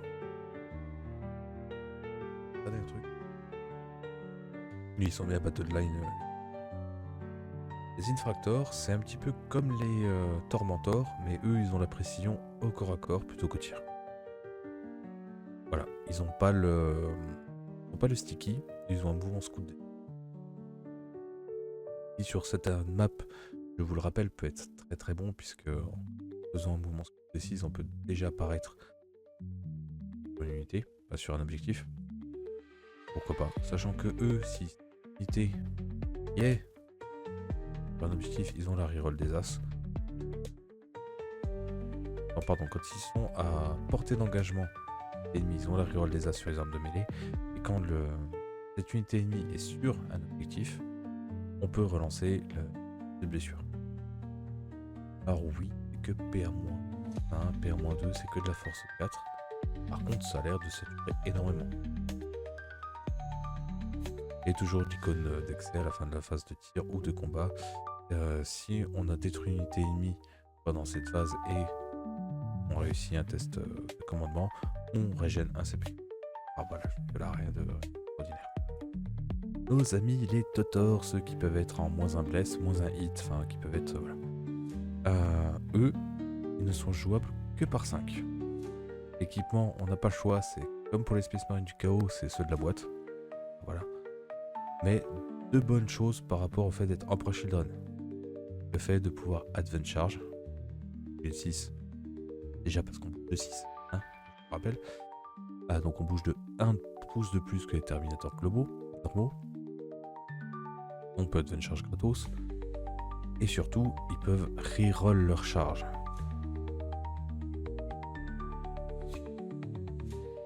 Alors, pour pouvoir reroll la charge sur une unité concible, il faut que tous nos tirs aillent sur l'unité ennemie. Voilà, ça c'est le truc. Le seul truc qui peut être dommageable, c'est de se dire, bon bah je vais sous-équiper mes trucs en tir pour avoir que des armes de merde, pour être sûr de pouvoir charger. Après en soi, je les trouve pas pétés. Mais je les trouve bien emmerdants. Avoir le prix comme dit. Parce que là ils sont à combien? 5 Totors. Les 5 Totors, ils sont à... Fend, KO Terminator 175. Non, c'est un prix correct. C'est un prix qui est correct, je trouve. Pour aller vraiment embêter les petites unités de scoring, les petits trucs comme ça, voilà. Pour aller creuser leurs trous, se poser, c'est très très bien, je trouve. Ils ont la reroll des charges. Ensuite, nous avons les Nose Marines. Comme j'ai peur la dernière fois, effectivement, on ne peut avoir que 2 Blastmasters. Après, dans un certain détachement, on peut avoir la full relance des touches. Et déclencher du létalite. Pourquoi pas. Et du coup, le Sonic Blaster, force 6. Alors oui, il recover -1. Et sur du véhicule, ça fait la sauvegarde à 4. Puis bah c'est dégâts 2 à chaque fois. Puis on est... C'est incroyable. Pourquoi pas? Pourquoi pas? Voilà. Le Eldrake. Que vous voulez vraiment que je parle du Eldrake? Ouais, alors c'est cool. Si tu commences la partie en Hoover, c'est-à-dire en aéronef, hein, on va lui laisser le lance-flamme. Voilà. Et on va lui faire 20 pouces plus advance. 3 et charge.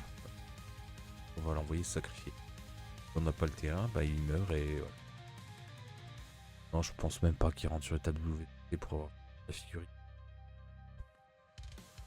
Je vois pas. Bref. Le Mollerfend. Ah, qu'est-ce que je voulais que je vous dise c'est comme le Eldrake, sauf qu'il bouge moins vite. Et même pas aussi lent qu'il aussi lent. Il a 2 points de vie de moins, il a un point de sauvegarde de moins, il bouge moins vite. Il a rendu 10. Il tape plus fort, ouais, il peut taper à force 14 avec la patte. Avec ses...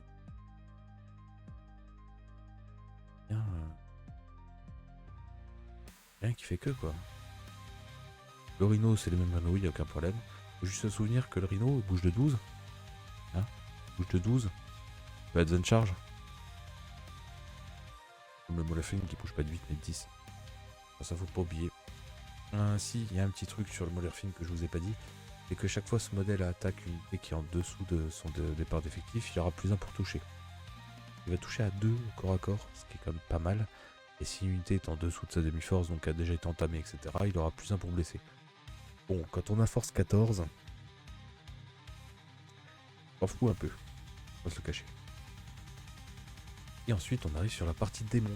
Alors sur la partie démon, je vais pas faire un récap parce que c'est les mêmes datasheets. Et je vais juste faire un commentaire par rapport aux unités qu'il y a. On a Shalaxi Elbane, donc bien évidemment, on a les gardiens des secrets classiques. Ok. On a les démonettes, les Fiends, très très bien. On a les veneuses, toutes neuves. Voilà, donc ça c'est cool, c'est vraiment cool.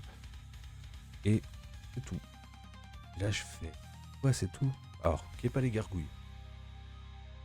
En soi, on va pas se le cacher, voilà. Et la dernière fois, je me suis trompé entre les Seekers et les... j'ai plus le nom des chariots. Bref, les chariots exaltés, etc. Ah ouais, mais du coup, on les a pas. Ok, on a les bêtes de Slaanesh, on a les démonettes montées, on a les grands immondes, on a les gardiens des secrets et le personnage P. Mais pourquoi on n'a pas le masque, par exemple? Pourquoi on n'a pas les chariots? Ah, c'est dommage. Alors vous allez me dire, oui, mais dans ce cas, tu joues le démon du chaos. Ouais, c'est quand même dommage.